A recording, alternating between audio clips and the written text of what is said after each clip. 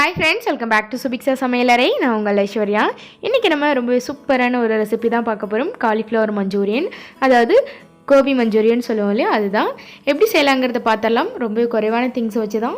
வாங்க டக்குன்னு வீடியோக்குள்ளே போயிடலாம். ஃபஸ்ட்டு ஸ்டவ் பற்ற வச்சுட்டு ஒரு பாத்திரத்தில் 1 லிட்டர் அளவுக்கு தண்ணி சேர்த்துக்கிட்டேன். அது கூடவே 1/4 டீஸ்பூன் அளவுக்கு சால்ட் சேர்த்துக்கலாம். அடுத்ததாக 1/4 டீஸ்பூன் அளவுக்கு மஞ்சள் தூள் சேர்த்துக்கிட்டேன். இப்போது இது நல்லா கொதித்து வரட்டும். தண்ணி நல்லா கொதிச்சு வந்ததும் இதில் கட் பண்ணி வச்சுருக்க காலிஃப்ளவரை இந்த மாதிரி சைஸில் கட் பண்ணி வச்சுருக்கேன், அது சேர்த்துடலாம்.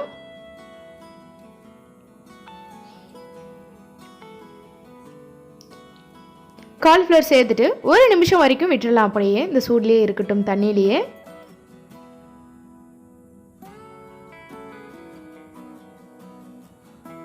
ஜஸ்ட் 1 நிமிஷத்துக்கு அப்புறமா ஸ்டவ் ஆஃப் பண்ணிடலாம். ஸ்டவ் ஆஃப் பண்ணிவிட்டு நம்ம இந்த காலிஃப்ளவரை தண்ணி வடித்து எடுத்துடலாம்.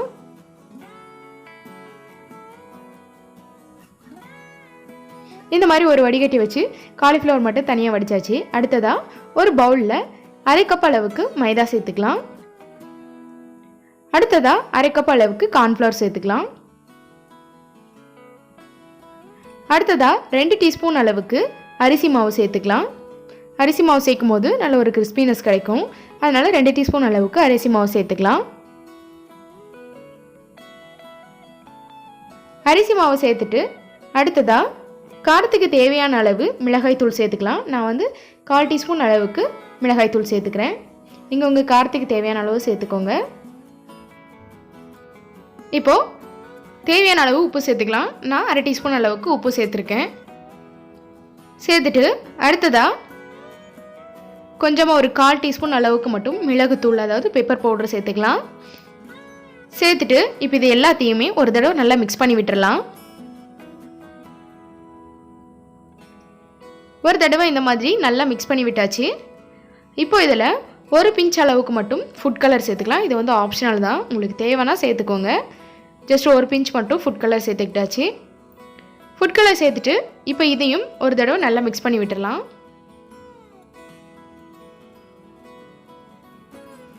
இப்போ எல்லாத்தையுமே இந்த மாதிரி நல்லா மிக்ஸ் பண்ணியாச்சு. இப்போ நம்ம எடுத்து வச்சுருக்க காலிஃப்ளவரை இது கூட சேர்த்துக்கலாம். தண்ணி எல்லாமே வடிஞ்சிருச்சு. இப்போ இந்த காலிஃப்ளவரை நம்ம மிக்ஸ் பண்ணி வச்சுருக்க மாவோடு சேர்த்துக்கலாம். சேர்த்துட்டு தண்ணி எதுவும் சேர்க்காம ஒரு தடவை ஃபஸ்ட்டு நல்லா மிக்ஸ் பண்ணி விட்டுடலாம். காலிஃப்ளவர் மாவு விட்டுற மாதிரி.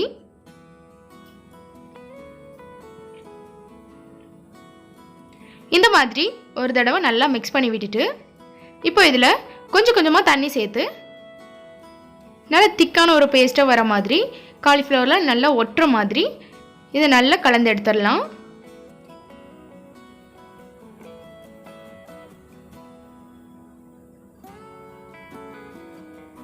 இந்த மாதிரி பதத்தில் நல்லா மிக்ஸ் பண்ணி எடுத்துக்கலாம்.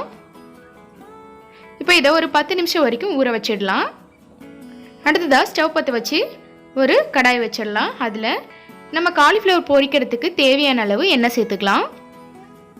எண்ணெய் சூடானதும் ஒவ்வொரு காலிஃப்ளவராக எடுத்து எண்ணெயில் சேர்த்துக்கலாம்.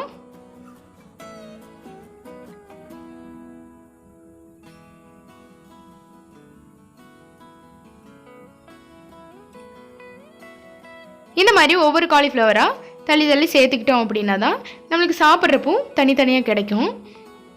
இப்போ இது 1 நிமிஷம் வரைக்கும் நல்லா மீடியம் ஃப்ளேமில் வச்சு நல்லா 1லேருந்து 2 நிமிஷம் வரைக்குமே வேக வச்சிடலாம்.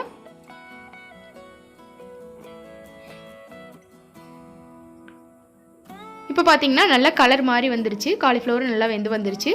ஸோ இதை எடுத்துடலாம்.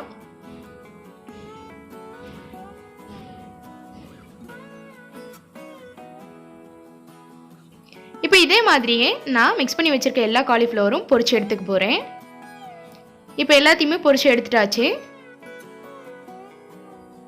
அடுத்ததாக ஸ்டவ் பற்ற வச்சு ஒரு பேன் வச்சுக்கலாம்.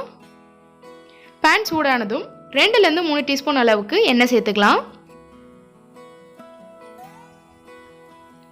எண்ணெய் சூடாகிடுச்சு. இப்போ இதில் பொடியை கட் பண்ணி வச்சுருக்க ஒரு மீடியம் சைஸ் பெரிய வெங்காயத்தை சேர்த்துக்கலாம். வெங்காயம் லேசாக கண்ணாடி பதம் வர அளவுக்கு வதக்கி விட்டுறலாம்.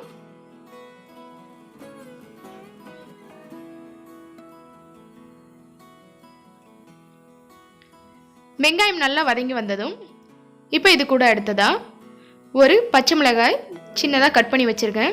நம்ம ஆல்ரெடி சில்லி பவுடர்லேயும் மிளகாய் தூள் சேர்த்துருக்கோம், அதனால ஒரு ஃப்ளேவருக்காக மட்டும் ஒரே ஒரு பச்சை மிளகாய் சேர்த்துக்கிட்டேன்.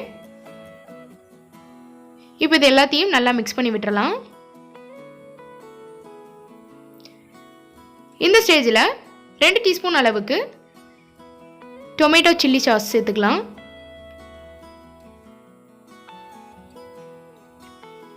அடுத்ததாக 2 டீஸ்பூன் அளவுக்கு டொமேட்டோ கெச்சப் சேர்த்துக்கலாம்.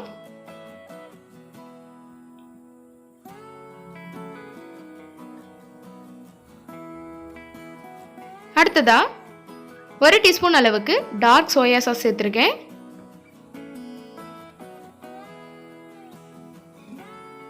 இப்போ இது எல்லாத்தையும் நல்லா ஒரு தடவை மிக்ஸ் பண்ணி விட்டுறலாம்.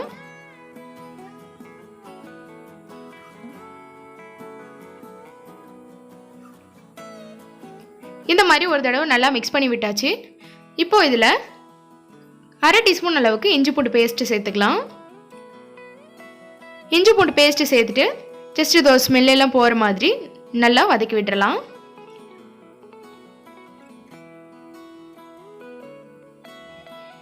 இப்போ இந்த அளவுக்கு நல்லா வதக்கி விட்டாச்சு. இப்போ இதில் கொஞ்சமாக தண்ணி சேர்த்துட்டு நல்லா ஒரு நிமிஷம் கொதிக்க விட்டுட்டு இப்போ இதில் நம்ம பொரிச்சு வச்சிருக்க காலிஃப்ளவர் சேர்த்துக்கலாம்.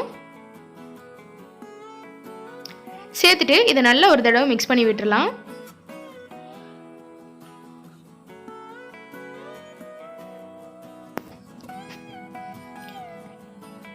நம்ம சேர்த்துருக்க சாஸ் எல்லாமே இந்த காலிஃப்ளவரில் ஒட்டுற மாதிரி நல்லா ஒரு தடவை மிக்ஸ் பண்ணி விட்டுறலாம். இந்த மாதிரி நல்லா மிக்ஸ் பண்ணி விட்டாச்சு. அவ்வளோதாங்க, ரொம்பவே சூப்பரான சிம்பிளான ப்ராசஸில் நம்ம காலிஃப்ளவர் மஞ்சூரியன் ரெடி ஆகிடுச்சு. ஸோ கண்டிப்பாக நீங்களும் ட்ரை பண்ணி பாருங்கள். ஆல்ரெடி நம்ம சேனலில் cauliflower 65 video plus chilli powder ப்ரிப்ரேஷனோட போட்டிருக்கேன். தேவைப்படுறவங்க பார்த்துக்கோங்க. வீடியோ லிங்க் வந்து டிஸ்கிரிப்ஷன் பாக்ஸில் கொடுக்குறேன். இப்போ நம்ம ஸ்டவ் ஆஃப் பண்ணிவிட்டு சர்வ் பண்ணிடலாம். ரொம்பவே சூப்பரான நம்ம காலிஃப்ளவர் மஞ்சூரியன் பர்ஃபெக்டாக ரெடி ஆகிடுச்சு. கண்டிப்பாக நீங்களும் ட்ரை பண்ணி பாருங்கள். இந்த வீடியோ உங்களுக்கு பிடிச்சிருந்துச்சுன்னா லைக் பண்ணுங்கள், ஷேர் பண்ணுங்கள், கமெண்ட் பண்ணுங்கள். சுபிக்ஷா சமையலறையை சப்ஸ்கிரைப் பண்ணாதவங்க சப்ஸ்கிரைப் பண்ணிக்கோங்க. கூடவே பெல் ஐக்கானை கிளிக் பண்ணி ஆளுங்கிற ஆப்ஷனை கிளிக் பண்ணிக்கோங்க. அப்போ தான் நான் போடக்கூடிய வீடியோட நோட்டிஃபிகேஷன் உடனுக்குடனே உங்களுக்கு வரும். அடுத்தது ஒரு நல்ல வீடியோவோடு மீட் பண்ணலாம். Thank you so much for your வாட்சிங்.